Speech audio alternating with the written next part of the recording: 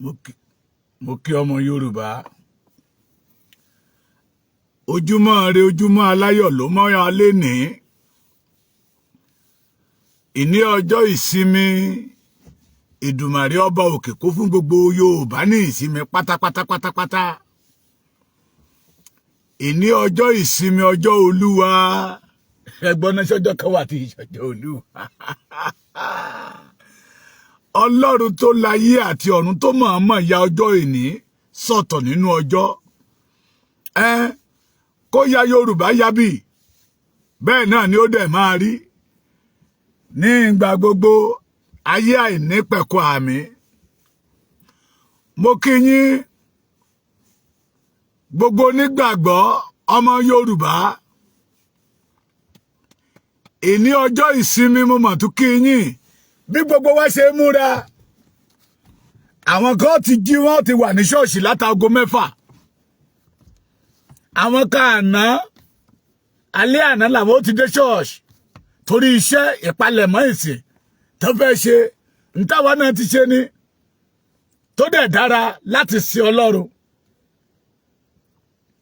ó dára láti wá ojú Olúwa ọ̀nà wo là ń wá ojú Olúwa sí ó dára láti képe Olúwa bó la ṣe ń képe Olúwa Bíbélì wípé ó ní àwọn ènìyàn mi béèrè wọn ò rí gbà nítorí pé wọ́n ṣì béèrè ṣé kìí ṣe pé à ń ṣì béèrè if you are a Yorubas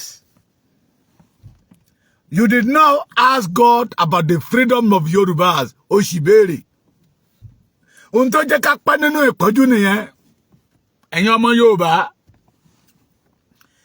èyí tó yẹ ká gbéwẹ̀ là ń gbé mu èyí tó yẹ ká gbé mu òun là ń gbéwẹ̀ kí tó máa bọ́rọ̀ bọ̀ torí àwọn bàbá wa ní ẹni balọ̀ ló bá kú mo kéyìn lórúkọ bàbá Professor Banji Akíntóyè àrólé Awólọ́wọ̀ tó ń wá ìgbáyé gbádùn ọjọ́ ọ̀la rere fún gbogbo ọmọ Yorùbá is a man of God ó ń pèpè sí ọdún ìdásílẹ̀ gbogbo ìran Yorùbá ó ń bá Olúwa kójọ tí ò sì bá Olúwa túká mo kí yín lórúkọ Sunday ọmọ Adéyẹmọ Ìgbòho Òòṣà tó sọ wípé kì í ṣojú òun níṣẹ́ Olúwa ó ṣe bàjẹ́ bóyá ọ̀pọ̀lọpọ̀ nínú yín ò mọ̀ pé iṣẹ́ Olúwa lẹ́yìn iṣẹ́ ọjọ́ 6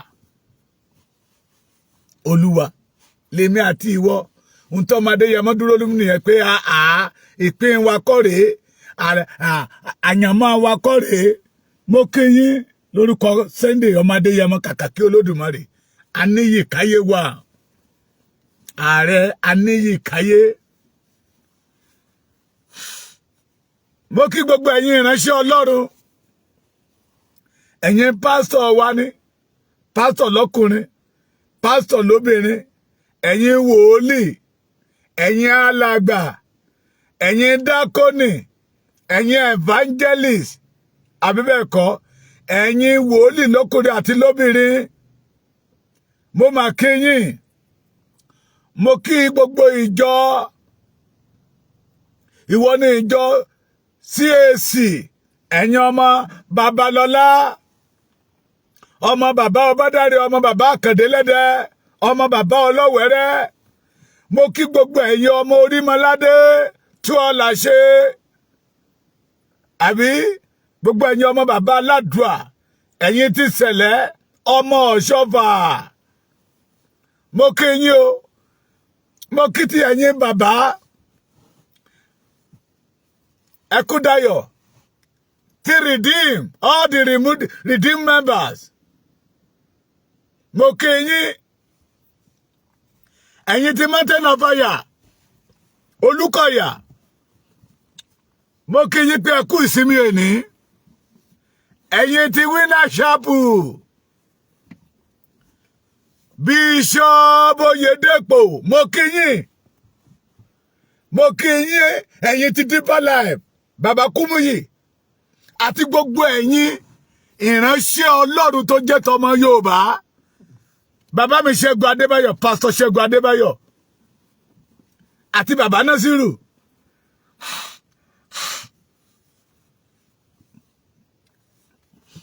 ẹ má bínú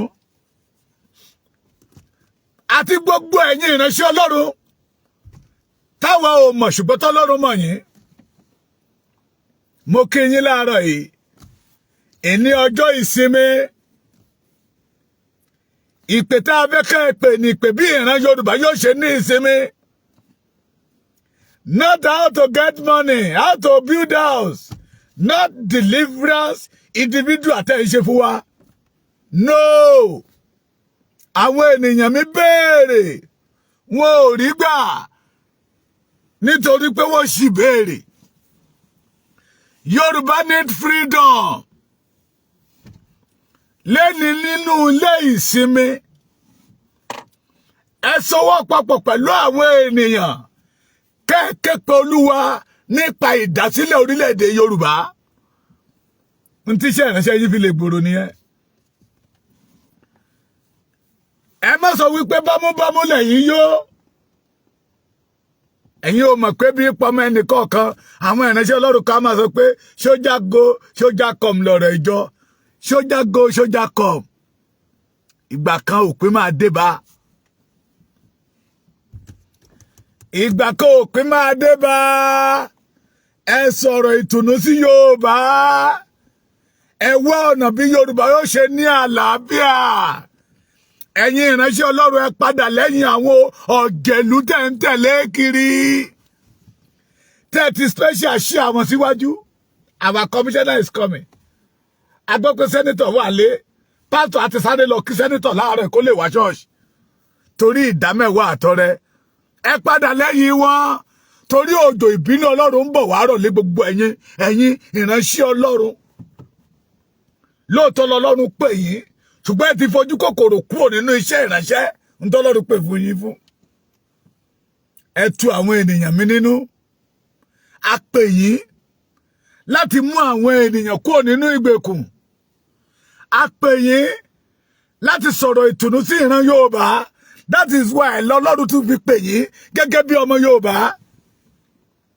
a pè yín láti wá ojútùú sí ohun tó ṣẹlẹ̀ ní ilẹ̀ Yorùbá lẹ́nìí the majority of you ẹ mọ̀ pé Ọlọ́run dá ilẹ̀ Yorùbá ní àdápé ṣùgbọ́n a wà nínú ìgbèkùn not individual of us ló wà nínú ìgbèkùn our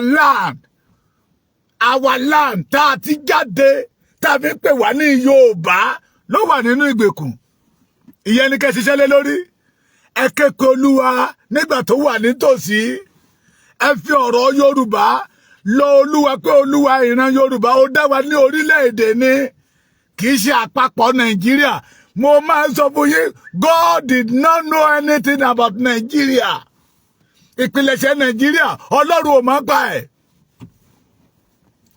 ẹ̀yin pásítọ̀ ṣọ́ọ̀ṣì kan wà ládọ́ ìmọ̀ ní oh my God business church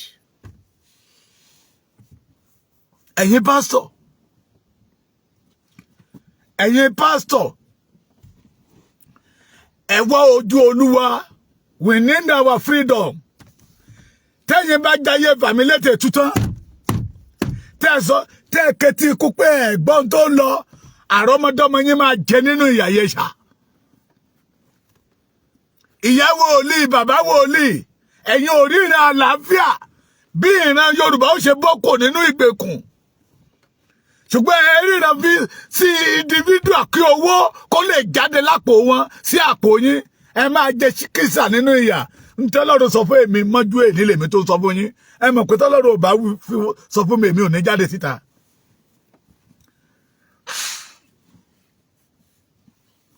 Bíbélì wípé ó ní ẹni bá fẹ́ rere Jerusalem yóò ṣe rere àwọn wòlíì ìgbàanì wọ́n rí ìran bí Jerusalem yóò ṣe became a great nation became a great city wọ́n ò rí ìran sí individual bẹ̀rẹ̀ lágbájá mo rí ìran Amẹ́ríkà lọ́wọ́ ẹ òróró tẹ̀ ń tà Ọlọ́run ò lọ́wọ́ sí ankashifu tẹ̀ ń tà Ọlọ́run ò lọ́wọ́ sí a gbọ́ nínú ìwé ìtàn pé Babalọ́lá ta omi a gbọ́ nínú ìwé ìtàn pé bàbá Ọbádàrẹ ta omi a gbọ́ nínú ìwé ìtàn pé bàbá Orímọládé ó ta omi Ọ̀ṣọ́fà ta omi ẹ kó àwọn ọmọ ẹ wà nínú àwọn tó kó ìran Yorùbá sínú ìgbèkùn.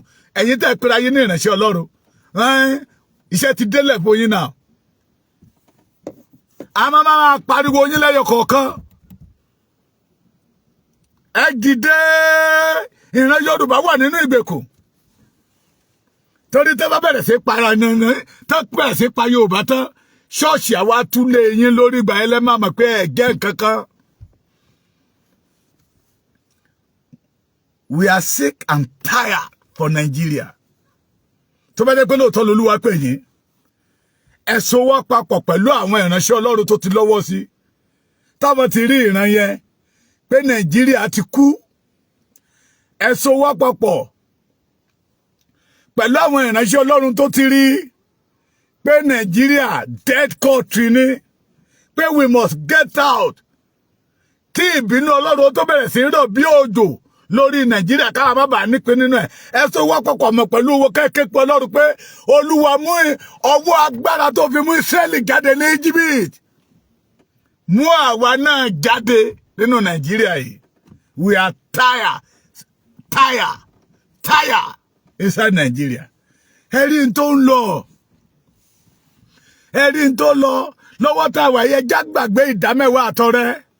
Pé tí n bá sọ òtítọ́, ìjọ máa rù. Tí n bá sọ òtítọ́, the senator will not come to my church again. Tí n bá sọ òtítọ́, the governor will not worship in our church again. Tí n bá sọ òtítọ́, àwọn olóṣèlú yẹn wọn ò ní wá sọ́dọ̀ wa mọ́. To hell with them. Ẹ má bẹ̀rù èèyàn. Kẹ́fi Ọlọ́run lẹ̀. Ìbẹ̀rù Ọlọ́run ìpilẹ̀ṣẹ̀ ọgbọ́n bó ṣe wà nínú Bíbélì nìyẹn. Èní tún ọjọ́ ìsinmi, ẹ kéde ọdún ìtúsílẹ̀ fún ìran Yorùbá. Ẹ kéde ọdún ìtẹ́wọ́gbà fún ìran Yorùbá. Ẹ jẹ́ kí Ọlọ́run ó mọ̀. Ẹ jẹ́ kí Ọlọ́run ó mọ̀ pé ìgbé ayé tí ìran Yorùbá gbé nínú Nàìjíríà, we are tired for it. Nígbà tí gbígbé ọmọ Ọlọ́run rí pé àwọn ọmọ Ísírẹ́lì wà nínú ìgbèkùn. Ọlọ́run rí pé àwọn ọmọ Ísírẹ́lì wà nínú ìgbèkùn. Ọlọ́run rí pé ìran Ísírẹ́lì ń jìyà ní ilẹ̀ Íjíbítì. Bàbá dẹ̀ fọwọ́lérò ń wò wọ́n. Ṣùgbọ́n nígbà tí ìyà yẹn dé góńgó tí wọ́n rí pé wọ́n lẹ́mìí ó fẹ́ gba ẹ̀mí wọn, wọ́n ké pe Ọlọ́run. The Bible recorded that nígbà tí gbígbé ọmọ Ísírẹ́lì déwájú Ọlọ́run gbọ́dọ̀ wọ̀rọ̀. Ẹ wá ojú Olúwa behalf of the Yorùbá nation. Ìrọ̀rùn igi ni ìrọ̀rùn ẹyẹ. Ẹ̀yin pásítọ̀, ẹ̀yin wòlíì lọ́kùnrin lóbìnrin, evangelist, èní lọ́jọ́ ẹ ti ya ọjọ́ èní sí ọ̀tọ̀ pé ọjọ́ ìkákòkò yín ni. Oríṣiríṣi owó ọrẹ àdúrà mi gbà. Mo lọ láyọ̀, mo bọ̀ láyọ̀, mo sùn, mo jí. Ṣé pásítọ̀ ló jí Ọlọ́run? Ọlọ́run ò ń náwó, ènìyàn ní ń náwó. Ẹ kéde ọdún ìtẹ́wọ́gbà fún ìran Yorùbá. Ẹ jẹ́ àjọ sowọ́ papọ̀ kájọ képe pọ̀ Ọlọ́run. Pé lójijì làwa bára wa nínú ìgbèkùn Nàìjíríà. Olúwa gẹ́gẹ́ bí ọ̀rọ̀ rẹ pé nígbà tí ènìyàn sùn, ọ̀tá rẹ̀ wá, ó fún èpò sínú àlìkámọ̀ ó bá ti tiẹ̀ lọ. Nígbà tí Yorùbá sùn, the Fulani, the Hausas, the Igbos, wọ́n fún èpò sínú àlìkámọ̀ Yorùbá, wọ́n wá sọ wá sí oh God. Ẹ jẹ́ àròjọ wa fún Ọlọ́run. Ẹ̀yin pásítọ̀ yìí, join hand together with other pastors tí jẹ́ pé ìgbé ayé tí Yorùbá ń gbé ò tẹ́ wọn lọ́rùn. Tí wọ́n ti rí ìran yẹn pé Ọlọ́run ò mọ̀ nípa Nàìjíríà, ìṣẹ̀dá wa ò dúró nínú Nàìjíríà. Ẹ jọ ìpapọ̀ pẹ̀lú wọn. Mo dẹ̀ mọ̀ pé ọ̀pọ̀lọpọ̀ nínú yín ti rí ẹ̀rù àwọn olóṣèlú ló ń bà yín. Ẹ̀rù àwọn gómìnà yẹn ló ń bà yín. Mo mọ̀ yìí tí dé.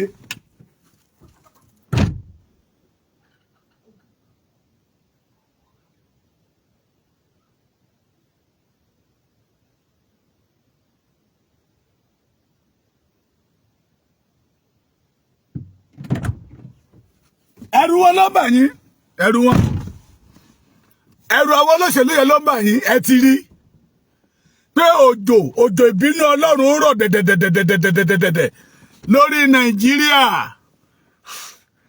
Ẹ̀yin náà ti rí, àti fi hàn yín pé the foundation of Nigeria, God knows nothing about it.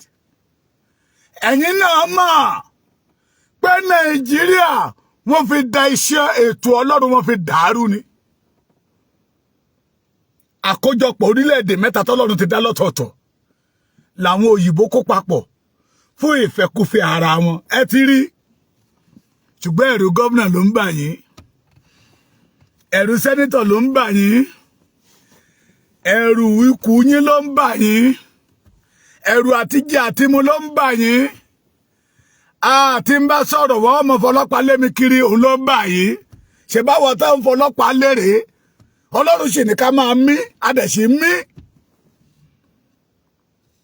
Ilé tọ́lọ́run ọba mi ò bá wó, kò sẹ́ni tó lè wó. Ìlú tọ́lọ́run ọba tú, kò sẹ́ni tó lè tú. Ẹ ń bẹ̀rù ènìyàn tó lè sùn kó má jí mọ́. Ẹ̀yin pásítọ̀, ẹ̀yin wòlíì, ẹ̀yin evangelist, ẹ ń bẹ̀rù èèyàn tó lè di ọ̀la kárí láàárọ̀ kó di ọ̀sán ká má rí mọ́. Kí ló dé tí ẹ bẹ̀rù Ọlọ́run tó rán yín níṣẹ́? Kí ló dé tí ẹ bẹ̀rù bàbá mi Ṣẹ́gun, pásítọ̀ Ṣẹ́gun Adébáyọ̀? A ní èmi ò ní kẹ́ ẹ má wá gbé mi, ṣùgbọ́n màá jíṣẹ́ ẹni tó rán mi. Bàbá yẹn ò bẹ̀rù, kò bẹ̀rù ń tó máa jẹ, kò bẹ̀rù àwọn olórí burúkú ẹni bíi. Bàbá yẹn ò dẹ̀ bẹ̀rù pé bó bá wù yín ẹ máa lọ. Mi ò ṣiṣẹ́ ìránṣẹ́ torí owó.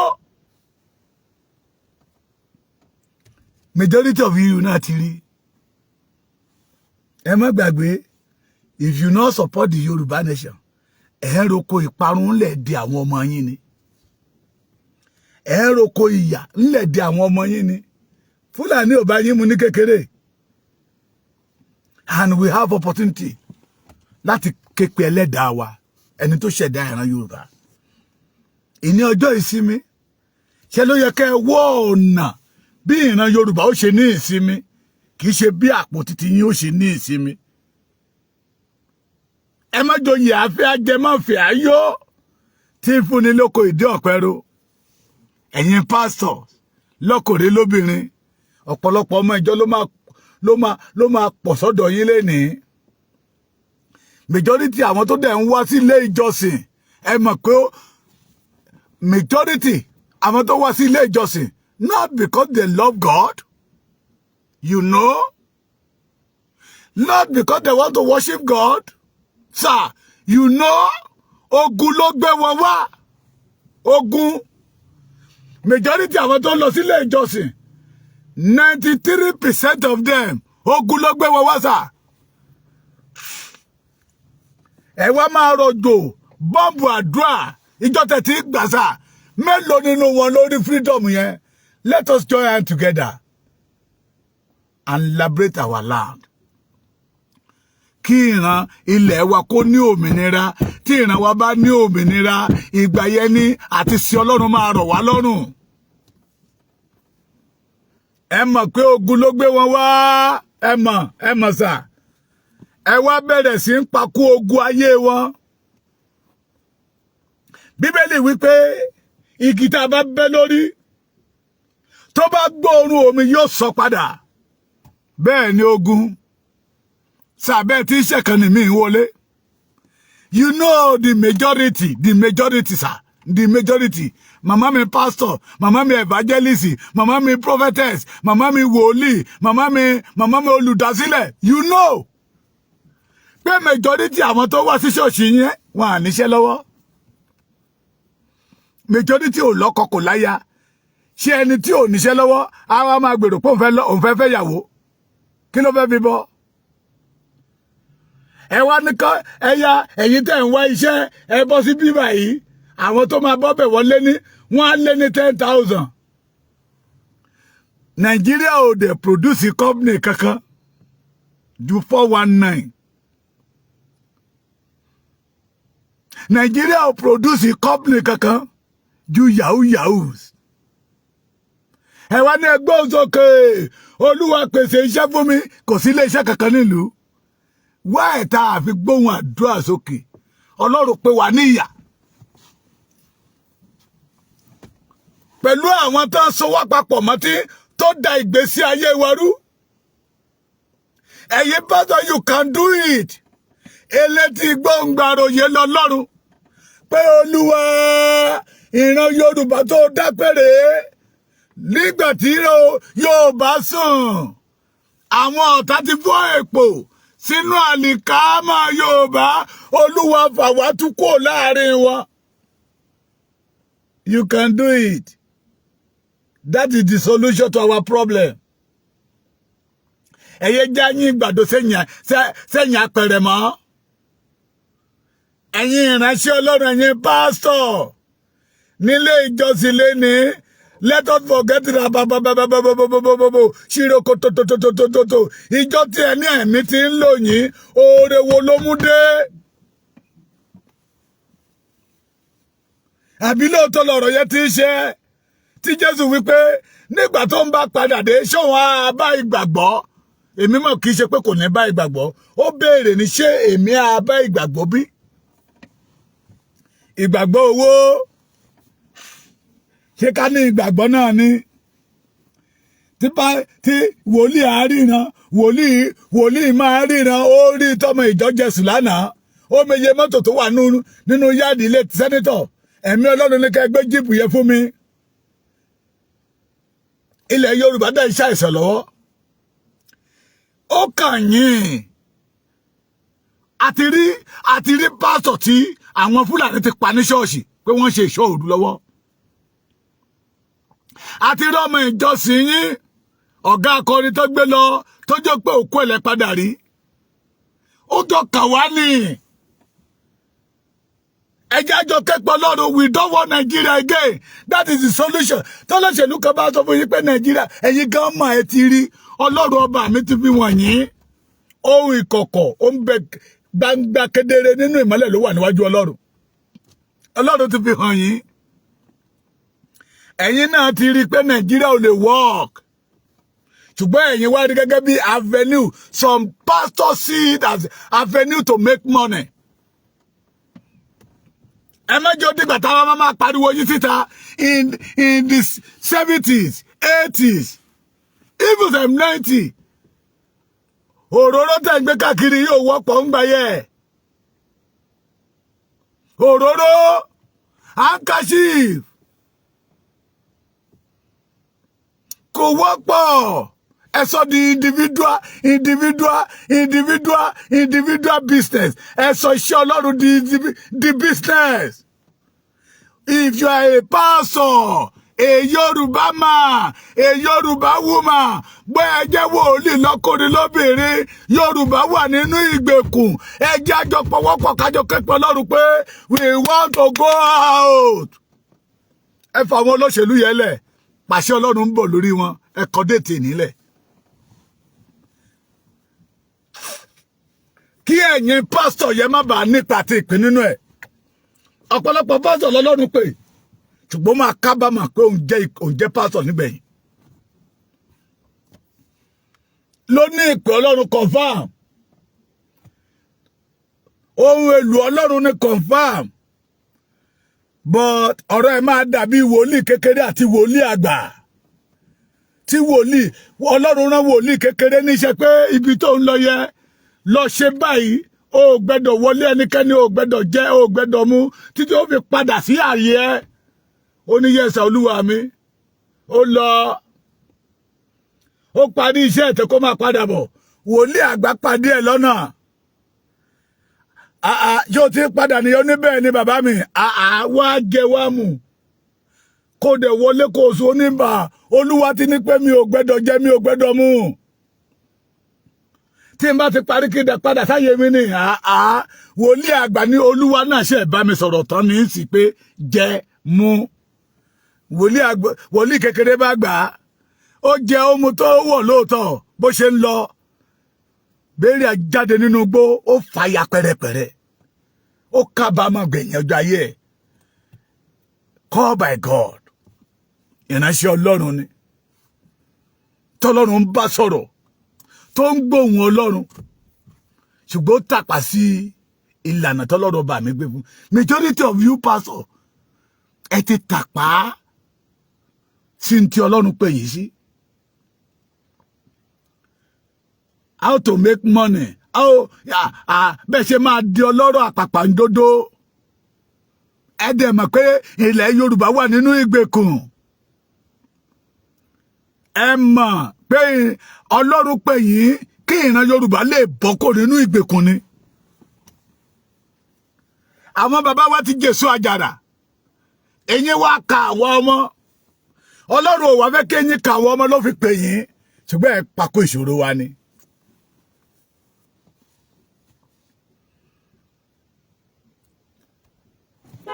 Adéṣọ́ọ̀ṣì kan wọ́n ní gómìnà ń bọ̀ ọ̀dọ̀ wọn ní gómìnà ti fẹ́ lọ ló ti fẹ́ wá jọ́sìn pásọ̀ lọ ra súùtù almost 150,000 naira torí pé gómìnà wa ó ń bọ̀ ẹ bẹ̀rù Ọlọ́run. Yorùbá we are sick under Nigeria eku òkè bí eku ẹ mọ̀. Ẹ̀yin pásítọ̀ yìí tá bá ké pe àwọn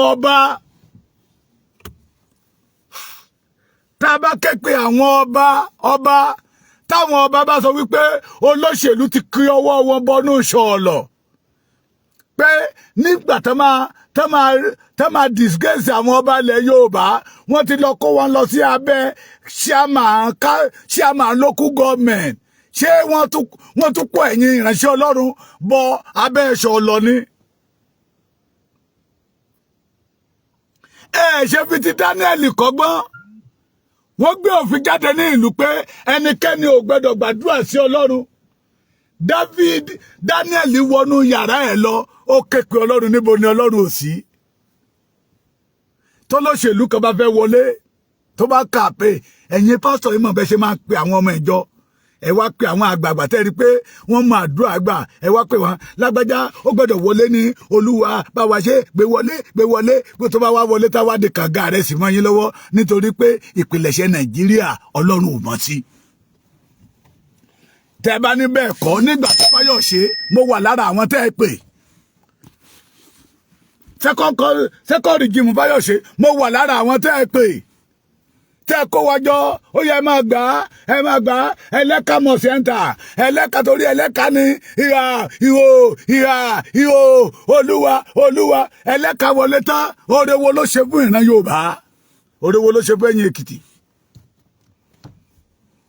Ìgbà tó máa jáde sí wa ló sọ fún wa wípé ṣọ́ọ̀kì lòun mú tẹ́lẹ̀ Ọlọ́run gba ṣọ́ọ̀kì lọ́wọ́ òun lé àwọn ọ̀rẹ́ òun tó ti gbọ́n rẹ̀ òun lé wọn bá òun tún jù wọn lọ.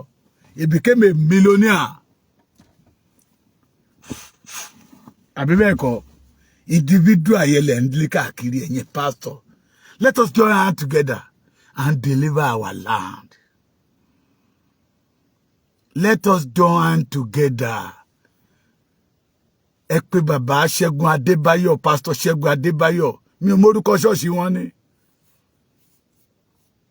Let us join hands together and deliver our land. Ilẹ̀ Yorùbá ló nílò deliverance. Tẹ́ bá ń gbọ́ fall down and die ní mountain of fire kì í ṣe àjẹ́ kankan àjẹ́gẹ́ ò ráyè mọ́. Fall down and die yẹn let Nigeria fall down and die so Yorùbá people may be survive. Under Nigeria àti survive ní Yorùbá a lè kéde ọdún ìtúsílẹ̀ ọdún ìtẹ́wọ́gbà.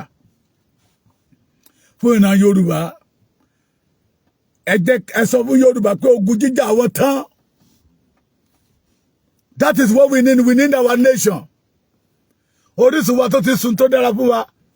Bàbá kan bá mi sọ̀rọ̀ lánàá ó ní wọ́n mọ̀ deliberately àbí báwo ni bàbá yẹn ṣe sọ òyìnbó yẹ ó ní the Hausa deliberately kill Yorùbá day by day. Mo ní lọ́nà wo ó ní in the beginning they started destroying the project that Baba Awolowo has built for the Yoruba in the 50s. Ẹgbọ́n nu gbogbo tẹ́ bàbá Awólọ́wọ̀ ṣe òun dà lẹ́nìí. Ṣebí continuity lẹ ló yẹ ká máa rí.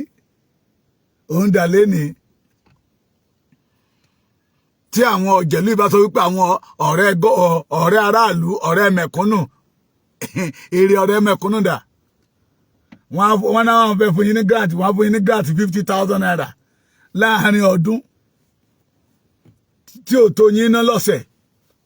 Why are we deceiving ourselves? Ẹ̀yin pastor, the pastors, ẹ̀yin pastor, ẹ wake up. Ẹ ṣiṣẹ́ lára iṣẹ́ tọ́lọ́run náà yín ni láti kéde ọdún ìtúsílẹ̀, ọdún ìtẹ́wọ́gbà. We the Yoruba, we are sick, we are tired, we are injured, we are bleeding, internal bleeding under Nigeria. You know, pastor kan, mi ò ní dárúkọ mọ́, òru òní ọjọ́ Sunday, owó tó máa ń ná ó máa lé ní 300,000. Ó ṣiṣẹ́ ìjọba o, ó ń ṣiṣẹ́ o, ó tún dá oko òun gbà lọ́wọ́ ọmọ ìjọ. Ó ní because lé ní oríṣiríṣi jáde láti jẹ àti mu náà ni àwọn ọmọ yín ní owó school wọn, owó kìnnìkan, owó gbogbo ẹ̀. Ó ní owó ọrẹ tó bá dá oníbi tá ń kó sí. Wọ́n ti kọrúkọ lẹ̀ fún ọmọ ìjọ. Mo wá ní dáàdi gbogbo ìyẹ́ tán ogun. Ó ní instead ilé tó yẹ kó fi reduce ó ń pọ̀ sí ní lójoojúmọ́. Instead ilé tó yẹ kó gun yóò fi reduce ó ń pọ̀ sí lójoojúmọ́. Ìgbà tí ọ̀rọ̀ Àgbàlá Gabriel bẹ̀rẹ̀, mo ṣe program kan gbà yẹn lọ́hùn, wọ́n ní mò ń jẹ lọ sí Àgbàlá Gabriel ní who am I to jẹ lọ sí Àgbàlá Gabriel. Mo ṣe sọ nínú ọ̀rọ̀ mi gbà yẹn lọ́hùn pé it is a good idea, but it cannot solve the problem of the Yorubas. Pé Àgbàlá Gabriel ni o, Oríyọmí Hamzat ni o, kí kápẹ́ mẹ́wàá ká máa ṣe program wọn, kápẹ́ mẹ́wàá ká máa ṣe program wọn, ká máa pè ènìyàn lójoojúmọ́, ká dúró ní Ìbàdàn yẹn 100 years to this time wọ́n lè settle gbogbo kéèsì Ìbàdàn. That is not the solution. Torí bó ṣe yanjú ìkan ni mi ọmọ jáde, bó ṣe yanjú ìkan ni mi ọmọ jáde, bó ṣe yanjú ìkan ni mi ọmọ jáde, bó ṣe yanjú ìkan ni mi ọmọ jáde, bó ṣe yanjú ìkan ni mi ọmọ jáde. It cannot solve the problem of the Ìbàdàn 100 years to this time. What can settle the problem? Ní ká ní òmìnira. Yorùbá ní òmìnira, ká ní òmìnira. Ohun tó ń bẹ ní Ìbàdàn tó ọmọ Ìbàdàn jẹ. Ohun tó ń bẹ ní Ògbómọ̀ṣọ́ tó ọmọ Ògbómọ̀ṣọ́ jẹ. Ohun tó ń bẹ ní Ìkirè tó ọmọ Ìkirè jẹ. Ohun tó ń bẹ ní Ọ̀ṣun, ó tó àwọn ọmọ Ọ̀ṣun jẹ. Ohun tó ń bẹ ní Èkìtì tó ọmọ Èkìtì jẹ, tó ń bẹ l'Oǹdó, ó tó ọmọ Oǹdó jẹ, tí ń bẹ l'Ákúrẹ́ tó ọmọ Àkúrẹ́ jẹ. Gbogbo ilẹ̀ gómìnà, ilẹ̀ ọlọ́ràá ni tọ́lọ́run ọba mi fún tó dára pamọ́ bẹ̀. But because we are in bondage, àjòjì ló wá ń kéré wa. It is a shame all of you call yourself a pastor that go against the Yoruba nations. Ìlú tẹ́ ìlú fún wa níbi ọdún méjì sẹ́yìn, ọmọ ẹni ò lè ṣe ní bẹ̀rẹ̀ kábílẹ̀ kàn sí di ọmọ ẹlòmíì, ìdí ti yọ́jọ́, lẹ̀kẹ́ ti jábọ́. Ẹ̀yin pásọ̀ tẹ́ lọ campaign gbà yẹn lọ́hùn, tẹ́ ẹ sọ pé Ọlọ́run fi wọ̀nyí pé solution ni, àbí bẹ́ẹ̀ kọ́. Ìdí ti yọ́, ìlẹ̀kẹ̀ ti já, ó jábọ́. Ó jábọ́. I did not go against Àgbàlá Gabriel that time. But it's not a solution. It's not a solution. Torí bó ṣe ń pa náà ìkànnì mi ọmọ wọlé. Bó ṣe ń gbé jáde ní ìpín ọmọ wọlé. Mo wá bí pásítọ̀ yẹn léèrè sà, èyí owó tẹ wá ń onígbà kan every Sunday. Àwọn tí 20,000 bọ́ sí. Ó ní ó kéré ni ò jẹ́ kí n fún ẹ, àwọn ló gbè bẹ́ẹ̀. Òun mọ̀ pé 20,000 yóò lè ràn kankan. Ó ní but now, àtọjọ́ Tuesday, olóhùn ìgbà mi orí ilé máa sùn, láàárọ̀ kùtù kan wá kanlẹ̀kù tó bá ti wá bẹ̀rẹ̀ sí rojọ́ yẹn lọ tọ́rọ yòówù á ti mọ̀ pé kò sí tán máa jẹ́ lé ni ó yá ó ní bàbá òun ò lè parọ́ fún yín òun gan náà ti wá di aláìní. mo wá ní kí lọ́nà àbáyọ ó ní that is why lóun fi pè yín pé majority ẹ̀yin pastor àwọn pastor bó ṣe pè ní ẹ wọ́n ti rí ìrìnàyẹ pé Nàìjíríà ò lè work ìbẹ̀rù àti bójó ní ó jẹ́ kọ́pọ̀lọpọ̀ nínú wọn sọ̀rọ̀ àti owó tí wọ́n rí gbà lọ́wọ́ àwọn olóṣèlú ilé tá a bá fi tọ́mọ ẹ̀rìn ló máa wó ẹ̀yin wòlíì ẹ̀yin pásítọ̀ tó jẹ́ pé lóòótọ́ lódodo lọ́lọ́run pè yín tí Ọlọ́run dẹ̀ ti fi ìran Yorùbá wọn orílẹ̀-èdè Yorùbá wọn pé kí Yorùbá ó padà síbi ìsinmi wọn tí ẹgbọ́n tínú torí àwọn olóṣèlú ẹ̀yin nu Ọlọ́run nù nígbà tí òlù Ọlọ́run bá bẹ̀rẹ̀ sí ń lù yín á kan ọmọ yín á kan aya yín gbogbo lẹ́yìn máa mọ̀ pé ẹ̀ ń jẹ ìyà látọwọ́ Ọlọ́run. Bàbá Adébóyè bàbá Pastor Enoch Adéjàre Adébóyè during the Jonathan regime láyé removal of subsidy ẹ jáde síta ẹ ṣe rally. You are among of the pastors that reject the Jonathan regime. Ngbàtẹ́ reject the Jonathan regime. Tí Buhari bọ́ bẹ̀ torí pé ọmọ ìjọ yín wà bẹ̀ Ọ̀ṣínbàjò. You keep quiet. Ẹ̀mọ́ tó tẹ̀yìn jáde. He showed that is not the solution. Bàbá mi ambassador yóò dára fún yín. Olóore mi lẹ jẹ́ ẹ̀ ní ṣubú. Tabari èèyàn mẹ́wàá bí orú ambassador not by mouth we the Yoruba will not have problem. Àwọn táwọn ò bá jẹ tára àtàbá ti jẹ ó tẹ́ wọn lọ́rùn. Lóòótọ́ ẹ̀bùn ní látọ̀dọ̀ Ọlọ́run ṣùgbọ́n àwọn bàbá wa ìgbàanì sọ pé ohun méjì lènìyàn máa mú wáyé látọ̀run ẹ̀rín àti ẹkún. Ilé tó kọ àmàdélé ayé máa ń kọ́ ni ambassador ẹ̀ ní ṣubú. Bàbá Adébóyè this is time for you to speak out. Torí ọmọ ìjọ yín Fúlàní ti pa wọ́n pa kan l'Ábùjá wọ́n pa kan lọ́nà Kaduna wọ́n pa bí mẹ́ta lẹ́kìtì mi báyìí. Ẹ keep quiet. I know that God has shown you, sir, that Nigeria ti tán. Ẹ jẹ́ kí mẹ́sẹ̀jì yóò dọ́dọ̀ bàbá Adébóyè. Ẹ̀yin tẹ́ yí bàbá Adébóyè ká. Ẹ má sọ bàbá yẹn sínú iná. Ẹ má jẹ́ kí iṣẹ́ bàbá yẹn ó jóná. Ẹ jẹ́ kí mẹ́sẹ̀jì yóò dọ́dọ̀ wọn. Àwọn àwùjọ pásọ̀ kan ti gbéra. Pé wọ́n fẹ́ rí Adébóyè. Ẹ̀yin lẹ ń blọọkù wọn ẹ má bàyè bàbá yẹn jẹ́ ẹ má jẹ́ kó kábàámọ̀ pé ó ń jẹ́ ìránṣẹ́ Ọlọ́run lọ́jọ́ ọ̀la. That is a message. Bàbá wa Bishop David Oyedepo go to Umuaran your own town lọ́wọ́ iṣẹ́ táwọn Fúlàní ṣe ń bẹ̀ and you know that Nigeria is finished. Nigeria is dead.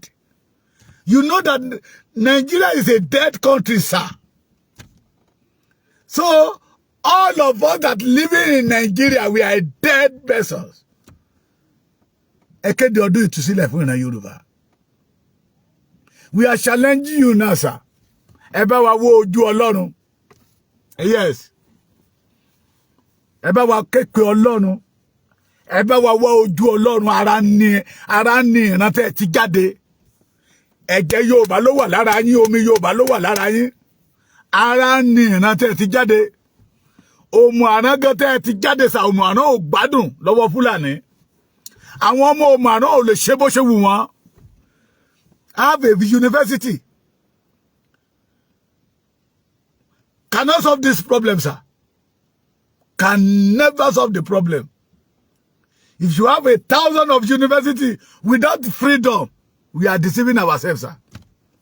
We are deceiving ourselves. Bami Olukoya, Daniel Olukoya, Mountain of Fire. This is time for you. I'm a warrior. Yes, sir. My name is Ololuwa Odeniyi.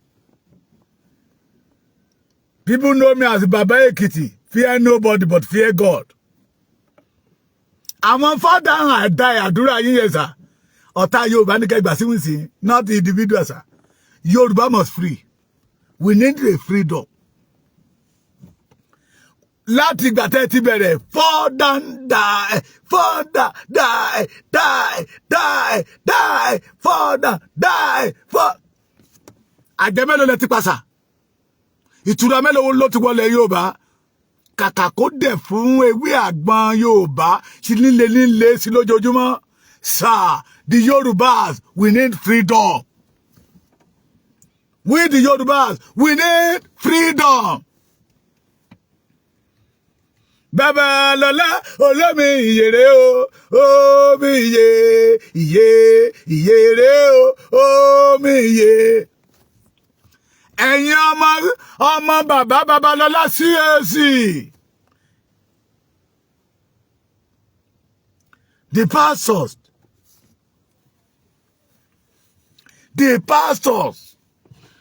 the CAC. Bó jẹ́ orí òkè Lágẹ̀lú orí òkè Olú Ìkòyí lẹ máa kó wa lọ.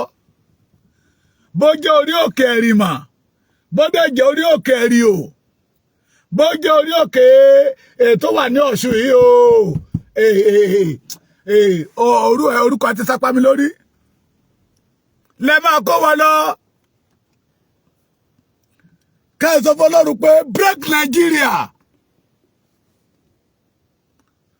If God did not break Nigeria, ẹ̀yin gbogbo pastor yóò lè níyìn torí pé ẹ̀rí jẹ ìbátọ́rọ́kọ́bọ̀ tí ọmọ Yorùbá rí ẹgbà ìdámẹ́wàá ń bẹ̀ ẹgbọ́ rẹ̀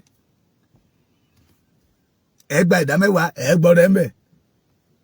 Ẹ má ṣe wá sílé Olúwa ní ọwọ́ òfo. Olúwa fẹ́ onínú dúdùn àtọlọ́rẹ. Ẹni tó ní 200 naira dání á ti ṣe sí 5 naira. Gba gbogbo ẹ̀ tán. It is not a crime, but it is a crime that you will not do the right thing, sir. Ẹ̀yin pastor CAC. Ó yá. Ọlọ́run ti fi wọ̀n yín. Confirm. Thank God Baba Esikaya. Orí Èkó Èrìò ló ti pariwo pé orí pé Ọlọ́run fà sí Nàìjíríà ya. Pẹ́ẹ́nì orílẹ̀-èdè máa pín. This is time for you to walk towards that vision. Walk towards that vision. Àbí ń tẹ́ fẹ́ sọ ní pé Èsìkáyà ṣe ìránṣẹ́ Ọlọ́run mọ́. Nígbà tó wo ti bẹ̀rù tí ò bẹ̀rù àwọn senators, tí ò bẹ̀rù àwọn governors, tí ò bẹ̀rù president, tí ò bẹ̀rù minister, sọ pé kì í ṣe ìránṣẹ́ Ọlọ́run. That is the message from God. Àṣírí Ọlọ́run bẹ pẹ̀lú àwọn tó bá bẹ̀rù ẹ̀. Àṣírí Ọlọ́run ó ń bẹ pẹ̀lú àwọn tó bá ṣe kíni tó bẹ̀rù ẹ̀ tó páyà ẹ̀ tó sọ wípé ìgbénifẹ́ lẹ́ran ara. Ìpínlẹ̀ tí Jésù fi lélẹ̀ léyìí tí bàbá aládùúrà ń tẹ̀lé. Àbí bẹ́ẹ̀ kọ́ ẹ̀yin ọmọ Mósè Orímọládé the Kerubu and the Seraphim. Kerubu and Seraphim. Tó bá jẹ́ èlò ṣe wòlíì lẹ́fẹ́ ṣe that we make Nigeria pieces. So to make Nigeria pieces and Nigeria, the Yoruba will have peace. This is time for you to do it. Mo ti sọ fún pé ẹ pè mí. Àníkiri ni I need freedom for the Yorubas. Tí Yorùbá bá ti ní freedom ó máa tú àwa yìí most especially àwa tá wà lé ó máa tú wa lára. A ní àwọn bàbá, a ní àwọn ìyá tọ́lọ́run ọba mi ti gbọ́lá fún lókè òkun. They want to come up and establish, but the fear of Nigeria, the looters, orílẹ̀-èdè mujẹmujẹ, orílẹ̀-èdè apanilẹ́kọ̀jáyé, orílẹ̀-èdè tí ń gbà tẹni lọ́wọ́ ẹni tí sọ ní sí kòròbó ní Nigeria. Somebody like ambassador want to establish That is the vision of the man. But in this dead country, tó bá jẹ́ iṣẹ́ àwọn wòlíì lẹ máa papọ̀, that will make Nigeria pieces. That revelation of Baba Hezekiah will come back to the truth. That will make Nigeria, the Yoruba, have freedom. We are ready. Ẹ̀yin ọmọ Ọ̀ṣọ́fà, ẹ̀yin ọmọ Ṣẹ̀lẹ̀, ẹ̀yin pásọ̀ Ṣẹ̀lẹ̀, ẹ̀yin olùṣọ́ Ṣẹ̀lẹ̀, ẹ mọ̀ pé ara òrókò ara òródìyẹ, ẹ mọ̀ pé nínú ìnira ni ìran Yorùbá wà. I know ẹ̀yin náà ti rí fíṣàn yẹn. Ọlọ́run ti fi hàn yín. Gbogbo yín ń dọ́gbọ́n ni. Ọ̀pọ̀lọpọ̀ nínú yín bẹ̀rù senators. Ọ̀pọ̀lọpọ̀ nínú yín ẹ̀rù ń tẹ́ máa jẹ ló ń bà yín. Ẹ ti rántí àwa tá a rí jẹ tá a rí mu. Bẹ́ẹ̀ ni. Ẹ rántí àwa tá a rí jẹ tá a rí mu títọ́rọ̀ ò bá kọ́bọ̀ lápò wa. Bọ̀tá jáde síta pé ìran Yorùbá Ọlọ́run dá wa pé we must have our freedom. Mo lọ bìkan lánàá. Nígbà tẹ́mi àti bàbá ẹjọ́ sọ̀rọ̀ tán, mo rí wípé epo tó wà nínú mọ́tò lè gbé mi lé mi dáàdì, ẹ máa fún mi lówó epo. Ó ní lábẹ́ àkóso túláàsì tẹ́ ẹ bá fẹ́ kí n sùn sọ́nà. Ẹ máa 920, 930 náà ń tepo fún wa. Ẹ máa fún mi lówó epo. Iṣẹ́ Yorùbá là ń ṣe káàkiri. Ó dẹ̀ gbẹ́dọ̀ rí bẹ́ẹ̀. We must have our freedom. So ẹ̀yin bàbá mi Ṣẹ̀lẹ̀, ẹ̀yin pásọ̀ Ṣẹ̀lẹ̀, tójú bá ti Yorùbá ojú ti yín á jẹ́ wípé you are not a man of God. Tójú bá ti Yorùbá á jẹ́ wípé Ọlọ́run ò pè yín, ìtẹ̀fẹ́ jẹ ló pè yín, inú yín ló pè yín. Á jẹ́ wípé lóòótọ́ the situation of the country ló sọ yín di ìránṣẹ́ Ọlọ́run àpàpàǹdodo. Tí ẹ bá lè bọ́ Ọlọ́run sọ̀rọ̀ pé Olúwa, we want to go back to our origin. Bó ṣe dá ìran Yorùbá fẹ́ padà síbẹ̀ tó dá wa Ọlọ́run ti fomi pín. We want to go back. Orúkọ wáyé tá ti sọnù a fẹ́ gbà padà. Nígbà tí Olúwa dá ikó lọ sí òní padà, àwa dàbí ẹni tí ń làlà. The pastors, this is time for you to stand as an intermediary between the Yoruba and God. Ẹ̀rọjọ́ Yorùbá fún Ọlọ́run. We don't want Nigeria anymore. We don't want Nigeria anymore. Kẹ́ má bàa jẹ̀bi. Kí ẹ má bàa jẹ̀bi ní ọjọ́ ìkẹyìn. Kì í ṣe ọjọ́ ìkẹyìn gan, kí ọjọ́ ìkẹyìn tó dé. Kí ẹ má bàa kábàámọ̀ kẹ́ wálé ayé. Kí ẹ má bàa kábàámọ̀ kẹ́ jẹ́ ìránṣẹ́ Ọlọ́run. Torí ìránṣẹ́ Ọlọ́run tó bá rí òdodo tí ò lè sọ, ó máa kábàámọ̀ gbẹ̀yìn. The ìránṣẹ́ Ọlọ́run that see the truth, that reveals to say the truth, will kábàámọ̀ at the end of the day. So kẹ́yìn má bàa kábàámọ̀ pé ẹ jẹ́ ìránṣẹ́ Ọlọ́run. Àwọn àgùntàn mi sọnù. Àwọn àgùntàn mi wà nínú ìyà. Àwọn àgùntàn mi wà nínú ìpọ́njú, inú Ọlọ́run ò dùn sí. Inú Ọlọ́run ò dùn sí. A pè yín ní olùṣọ́ àgùntàn. Ẹ má sọ̀rọ̀ ayé di ìkòkò mọ́ Ọlọ́run lọ́wọ́. The fear of politicians is the beginning of punishment from God. Ìbẹ̀rù olóṣèlú, ìbẹ̀rù senators, ìbẹ̀rù rep, minister, ambassador, commissioner, the governor, ìbẹ̀rù wọn ó ní ìbẹ̀rẹ̀ ìpọ́njú, ìbínú Ọlọ́run nínú ayé ẹ̀yin ìránṣẹ́ Ọlọ́run tẹ́ ẹ rí òdodo tẹ́ ẹ lè sọ.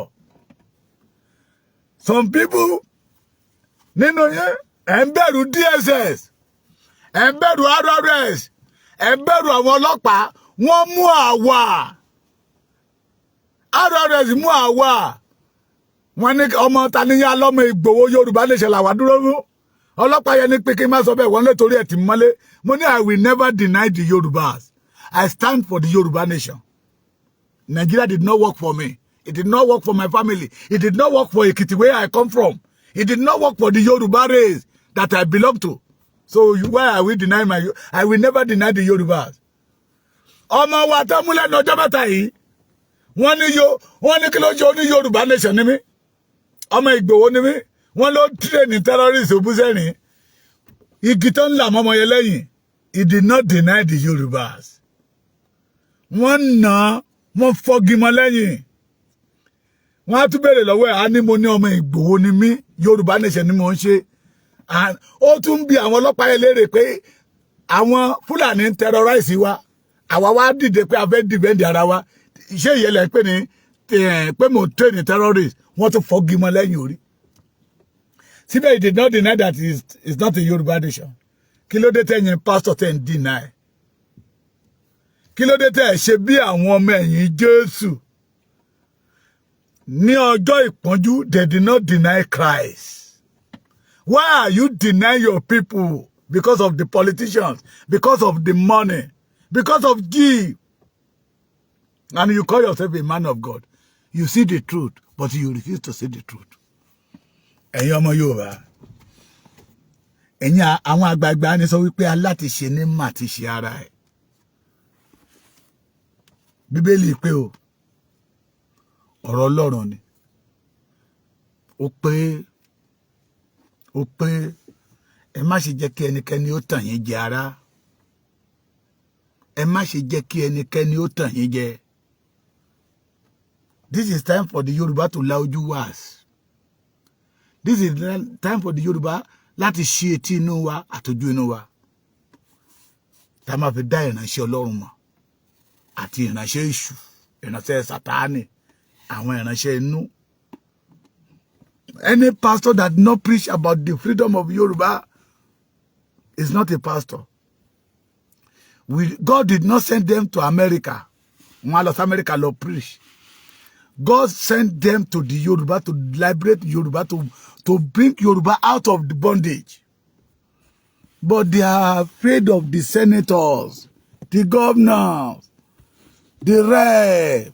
Not all of them, but majority of them. They want to shop national cake to máa sapa wọn lórí láìpẹ́. But thank God for the life of our fathers. Our father, somebody like Pastor Ṣẹ́gun Adébáyọ̀, ẹ mọ bàbá yẹn dáadáa. Bọ́lọ́run bá ṣe sọ fún wọn ló ṣe máa gbé jáde síta. This is time for the Yorubas to say no to Nigeria. We are tired, sick, damaged, bleeding, wound under Nigeria. Let us say no to Nigeria. The pastor. Bí ojú Olúwa ṣe ń wò yín lójú gbogbo àwọn ọmọ Yorùbá ń wò yín. All the pastor in Yoruba land. Bí ojú Olúwa ṣe ń wò yín lójú wa náà ń wò yín. Ẹ̀yin pastor, ẹ̀yin ìránṣẹ́ Ọlọ́run. Tí ìpọ́njú tí ìran Yorùbá ń là kọjá tí ò mọ́mú láyà yín, bí ojú Olúwa ṣe ń wò yín lójú àwa ènìyàn ń wò yín, àwa ọmọ Yorùbá. Ìdájọ́ Ọlọ́run bọ̀ kankan. Ó ní èmi ń bọ̀ kankan. Èrè mi sì ń bẹ pẹ̀lú mi láti san fún oníkúlùkù bí iṣẹ́ rẹ̀ bá ṣe rí. Èrè tí bàbá Pastor Ṣẹ́gun Adébáyọ̀ máa gbà kọ́lẹ̀ yìí máa gbà o. Ẹ̀yin ò kéde ọdún ìdásílẹ̀, ọdún ìtúsílẹ̀, ọdún ìrọ̀rùn fún ìran Yorùbá. Ẹ̀yin fara ní Yorùbá ni. And I call you. Tẹ́ bá sọ wípé ẹ̀ ń bẹ̀rù, ẹ lè preach ní gbangba. Ṣùgbọ́n nígbà tán àwọn olóṣèlú tó ń gbógun tira wọn, tẹ́ ní candidate, àwa tá jọmọ lẹ́yìn yín, ó níbi tẹ́ ń kó wa lọ. Ẹ lọ máa ẹjá gbàdúrà. Ẹjá gbàdúrà. Ó ní iṣẹ́ àwọn wòlíì tẹ́ ń ṣe táwọn candidate yín fi wọlé. Ojú Olúwa wò yín. Ẹ̀yin ọmọ Yorùbá ikú sí mi ni. A máa bọ́ bí Ọlọ́run ti ń bẹ àti bí ẹ̀mí rẹ̀ ti ń bẹ láàyè. Àwọn bàbá wa ìgbàanì sọ pé tí bàtà bá ti ń dó lákọlábó, ó ṣetán àti ya ni. Àsíá Nàìjíríà yẹn máa ya bí Ọlọ́run ti ń bẹ àti bí ẹ̀mí rẹ̀ ti ń bẹ láàyè. A máa délé. Ilé làbọ̀ ìsinmi oko. Ìràwọ̀ ìdájọ́ ilẹ̀ kó sun ọ̀nà. A máa délé. The Yorubas. Let us join hands together. Ẹ jẹ́ á ríra wa gẹ́gẹ́ bí ẹyọ kan. Please let us have one vision, one focus. That what we need is our nation. You that is bàbá mi kan ó ń béèrè question kan lọ́wọ́ mi lánàá. Ó ní who is Dúpẹ́ Onítìrí? Mo ní Dúpẹ́ Onítìrí dàbí olè. Tí Bíbélì wí pé olè ò lè wá láì ṣe kó parun. John 10:10. Yes.